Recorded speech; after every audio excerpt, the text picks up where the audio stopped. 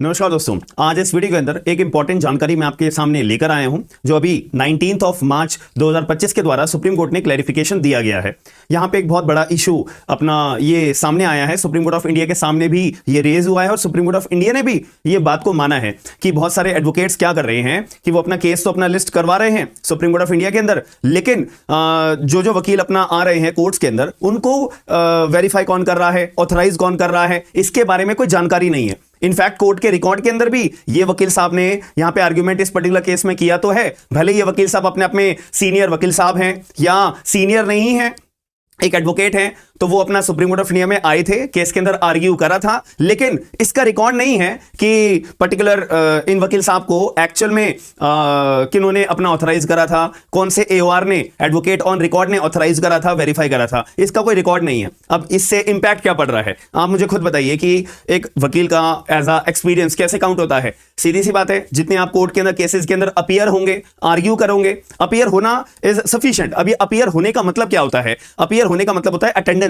जो अपना district court के अंदर प्रैक्टिस करते होंगे ये बात को वो अच्छे से समझते होंगे कि अटेंडेंस का कितना बड़ा एक रोल होता है आपका एक्सपीरियंस काउंट होने के लिए। इसका मतलब ये होता है कि आप कोई भी कोर्ट के अंदर अपना अपीयर होते हो, मैं डिस्ट्रिक्ट कोर्ट के लेवल की अगर मैं बात कर रहा हूं तो वहां पे आपका नाम पिटीशन के अंदर लिखा होता है, एप्लीकेशन में लिखा होता है या प्लेंट में डब्ल्यूएस में आपका नाम लिखा होता है कि ये पर्टिकुलर केस फला फला एडवोकेट साहब के द्वारा अपना रिप्रेजेंट करा जा रहा है। तो उसके अंदर जज साहब जो बैठे होते हैं वो आपसे पूछते हैं, मतलब नाम पुकारते हैं कि ये जो पिटीशन में वकील साहब का जो नाम लिखा है वकील साहब वहां पे प्रेजेंट है, तो आप बोलते हैं हाँ जी मैं प्रेजेंट हूं। तब जो है आपका नाम कंप्यूटर पे यानी कि कोर्ट के रिकॉर्ड में चढ़ा दिया जाता है। इसका मतलब ये होता है कि इस पर्टिकुलर हियरिंग पे ये पर्टिकुलर वकील साहब जिनका नाम पिटीशन के अंदर लिखा हुआ है वो अपने आप में अपीयर हुए थे, तो आपका अपना अटेंडेंस लग जाती है। अब प्रोसीडिंग में कुछ भी हो, बल्कि एडजर्न्ड हो गई हो या नेक्स्ट डेट दे दी गई हो, वो सब बात की बातें हैं, बट यहां पे आपका एक नाम चढ़ चुका है कि इस पर्टिकुलर केस में आप अपीयर हुए थे, तो आपका एक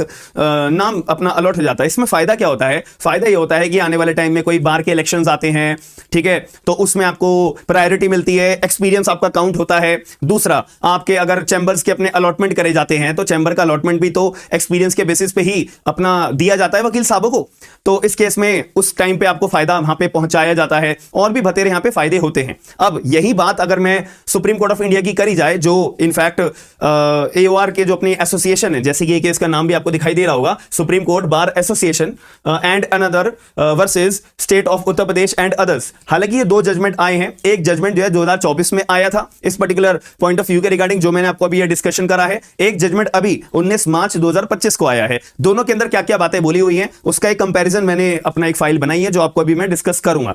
तो यहां पे मुद्दे की बात ये हुई थी, सुप्रीम कोर्ट ने माना कि ऐसे तो बहुत गलत हो रहा है, हमने सुप्रीम कोर्ट ऑफ इंडिया के अंदर अपने रूल्स बना रखे हैं कि अगर कोई भी एडवोकेट को, अगर कोई सीनियर एडवोकेट को कोई भी केस के अंदर अपीयर होना है तो उनको वेरीफाई करना एडवोकेट ऑन रिकॉर्ड के द्वारा मैंडेटरी है, जरूरी है। बिना एओआर के आप सुप्रीम कोर्ट में अपीयर हो ही नहीं सकते हो। ये पर्टिकुलर पॉइंट के रिगार्डिंग मैंने एक दो हफ्ते पहले भी एक वीडियो बनाकर आपको इसका क्लैरिफिकेशन दिया था, एक्सप्लेन भी करा था और बहुत लोगों ने अपनी अपनी बातें रखी थी उस वीडियो के अंदर, अगर नहीं देखिए तो जरूर देखना। तो वहां पे मैंने आपको ये चीज एक्सप्लेन करी थी। अब यहां पे एओआर के द्वारा एक मिसलीनियस एप्लीकेशन फाइल करी गई जब ये जजमेंट आया कि वकील जज साहब ये तो बहुत गलत हो रहा है, ऐसे तो हमारा जो एओआर के पास अपना एक राइट होता है चैम्बर अलॉटमेंट के लिए, वोटिंग राइट्स के लिए, ये उनके कर्टेल करे जा रहे हैं, तो आप कुछ ऐसा जजमेंट दीजिए जिससे कि सुप्रीम कोर्ट के रूल्स का अपना वायलेशन भी ना हो पाए और जो इंटरेस्ट ऑफ एडवोकेट है वो भी बैलेंस हो पाए। तो ये एक जजमेंट है, एक ये वाला जजमेंट है, ठीक है। इसका मैंने कंपैरिजन यहां पे बना के आपके लिए रखा हुआ है। तो यहां पे कंपैरिजन में यही एक इशू ये आए थे, तो यहां पर एक ये चेंजेस यहां पर दिए गए हैं। 2024 का जजमेंट है, जैसे मैंने आपको बताया ना, दो जजमेंट थे, और एक ये 2025 का है। यहां पर इनिशियली जब कोर्ट की अपनी कोई भी एडवोकेट अपना सुप्रीम कोर्ट ऑफ इंडिया में अपीयर होता है तो यहां पे 2024 के अंदर बोल दिया गया कि भाई देखो, आपको वकील साहब या कोई भी सीनियर एडवोकेट या एडवोकेट अगर आपको कोर्ट में अपीयर होना है तो केवल आप अलाउ हो, केवल और केवल आर्ग्यूइंग एडवोकेट जो है वो अलाउड होता है, वो अपना कोर्ट के अंदर, सुप्रीम कोर्ट ऑफ इंडिया के अंदर अपना अपीयर होने के लिए, और किसी एडवोकेट को अलाउड नहीं है। जैसे कि आप देखते होंगे बहुत सारे जो सुप्रीम कोर्ट के जजमेंट्स होते हैं तो स्टार्टिंग के जो पेजेस में वकील साहबों का नाम लिखा रहता है, बहुत लंबी लिस्ट होती है। अब उनमें से कोई बताओ कि इन पर्टिकुलर किसी भी एक एडवोकेट का आप नाम पिक करके आप अगर ये चेक करना चाहोगे कि एक्चुअल में इनको ऑथराइज करा गया है एओआर के द्वारा, इनको वेरीफाई करा गया है एओआर के द्वारा, एडवोकेट ऑन रिकॉर्ड के द्वारा, भैया कोई रिकॉर्ड ही नहीं होता था। तो सुप्रीम कोर्ट ने बोला ये बहुत गलत बात है, सुप्रीम कोर्ट ऑफ इंडिया के रूल्स का ये वायलेशन है। साथ में सीबीआई को यहां पे ऑर्डर कर दिया है कि भाई सीबीआई आप जो है अपनी जांच करना शुरू करिए कि ऐसे कितने वकील हैं जिनका नाम सुप्रीम कोर्ट के अंदर रिकॉर्ड में चढ़ाया तो गया है लेकिन उनको ऑथराइज नहीं करा हुआ है, उनको वेरीफाई नहीं करा हुआ है। तो ऐसे वकीलों का जो एक्सपीरियंस के अंदर नाम अपना चढ़वाने के लिए अगर उन्होंने ऐसा करा है तो उनका नाम हमारे को बताइए, फिर हम एक्शन लेंगे। अब हो सकता है क्या एक्शन लिया जाएगा वो देखा जाएगा। तो सीबीआई को ऑर्डर कर दिया गया है। और 2025 के जजमेंट में भी अभी आज के जजमेंट में 19 मार्च 2025 के जजमेंट में भी सुप्रीम कोर्ट ने क्लैरिफिकेशन दिया है, सीबीआई हम जो भी जजमेंट दे हमारे जजमेंट से कोई आपको मतलब नहीं होना चाहिए, आपको अपनी जांच इंडिपेंडेंटली करनी है। प्लस यहां पे एक रियायत दे दी है सुप्रीम कोर्ट ऑफ इंडिया ने कि जैसे हमने 2024 में बोला था ना, केवल आर्ग्यूइंग एडवोकेट का ही नाम चढ़ेगा, रिकॉर्ड में चढ़ेगा और उसको ही अलाउ करा जाएगा।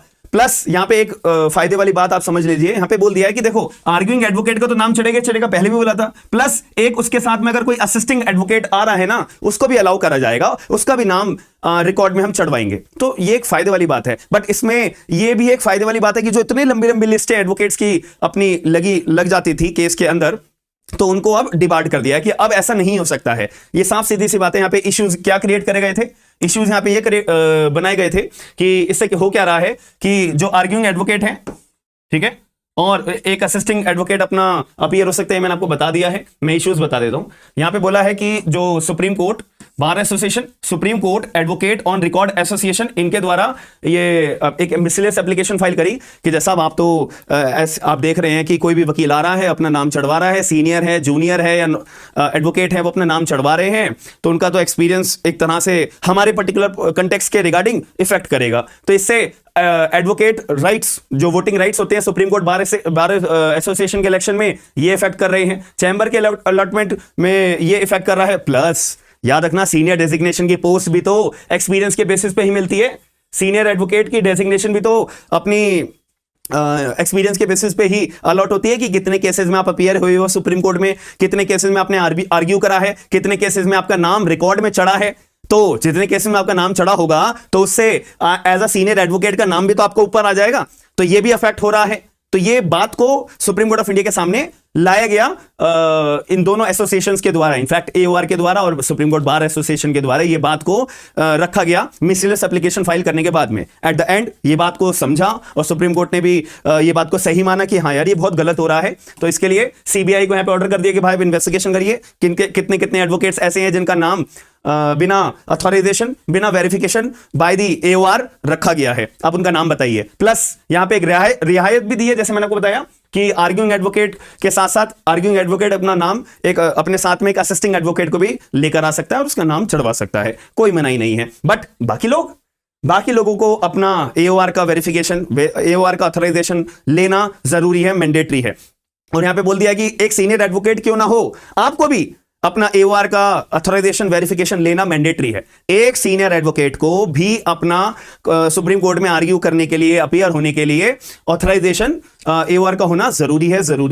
लिखा है ना, senior advocate must have an AOR. AOR का मतलब है कि यहां पे वेरिफिकेशन या ऑथराइजेशन एओआर का होना जरूरी है। बात खत्म, ठीक है जी। अब आप लोग इस पॉइंट ऑफ व्यू के रिगार्डिंग मुझे बताइए कि किस बात को आप सपोर्ट करते हो, कि पहले जैसे हो रहा था कि लंबी लंबी लिस्ट बन जाती थी कि हाँ हम भी अपीयर हुए हैं सुप्रीम कोर्ट के पर्टिकुलर प्रोसीडिंग्स के अंदर, क्या वो सही है? या अभी जो ये नए clarification supreme court of India के द्वारा दिया गया है कि एक केवल आर्ग्यूइंग एडवोकेट आएगा और अब उसके साथ में एक असिस्टिंग एडवोकेट आएगा, क्या ये सही है?